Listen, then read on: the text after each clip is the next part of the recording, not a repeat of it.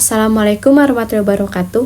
Halo sahabat sehat, perkenalkan saya Devita Desria dengan NPM 10060322053 dari SIP B kelompok 3 selaku mahasiswa S1 program studi farmasi dari Fakultas Matematika dan Ilmu Pengetahuan Alam Universitas Islam Bandung. Pada video kali ini saya akan membahas tentang batuk. Batuk di sini terbagi ke dalam dua bagian, yaitu batuk berdahak dan juga batuk kering. Tujuannya untuk apa sih? Tujuan di sini yaitu untuk agar masyarakat dapat memilih obat yang baik, efektif, serta aman. Sebelum kita masuk ke intinya, nah teman-teman tahu gak sih batuk itu apa? Oke, di sini saya akan menjelaskan tentang batuk.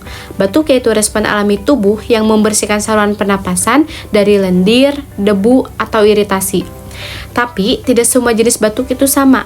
Maka dari itu, penting bagi kita untuk mengetahui beberapa jenis batuk.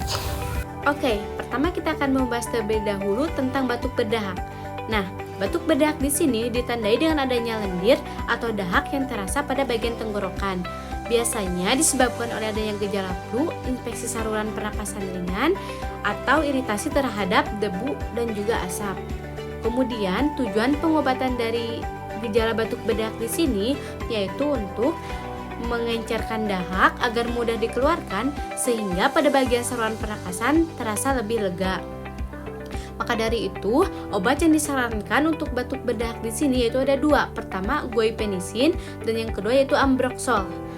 Nah, kedua obat-obatan tersebut termasuk ke dalam golongan ekspektoran dan juga mukolinik, yang dimana kedua obat tersebut dapat membantu mengencerkan dahak dan mengeluarkan dahak. Nah, kemudian contoh obat yang beredar di pasaran atau yang terjual bebas di apotek yaitu biasanya OBH Kombi. Jenis batuk yang kedua yaitu batuk kering.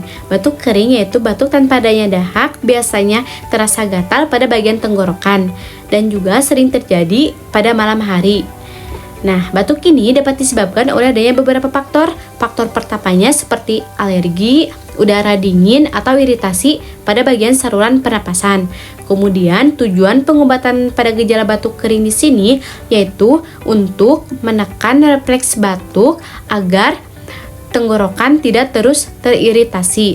Nah, kemudian obat yang disarankan untuk gejala batuk kering di sini yaitu dextrometorphan, yang dimana obat ini bekerja sebagai antitusif yaitu untuk menekan rangsangan batuk. Nah, lalu contoh obat yang beredar di pasaran atau obat yang dijual bebas di apotek yaitu biasanya Siladex antitusif. Adapun hal-hal yang harus diperhatikan dalam penggunaan kedua obat batuk tersebut yaitu pertama, baca aturan penggunaan obat secara teliti, kemudian jangan gunakan atau campurkan obat batuk berdahak dengan obat kering, lalu hentikan penggunaan obat bila muncul efek samping yang berlebih, kemudian segera konsultasikan kepada dokter jika batuk berlangsung lebih dari 3 hari, kemudian adanya gejala lain seperti demam tinggi atau sesak napas, serta terjadi batuk berdarah. Setelah kita mengenali jenis batuk dan memilih obat yang tepat, maka somedikasi dapat dilakukan secara aman dan juga efektif. Semoga informasi ini dapat bermanfaat dan dapat juga membantu masyarakat lebih bijak dan lebih tepat dalam menggunakan obat-obatan termasuk obat batuk. Terima kasih telah menonton, tetap jaga kesehatan dan sampai jumpa.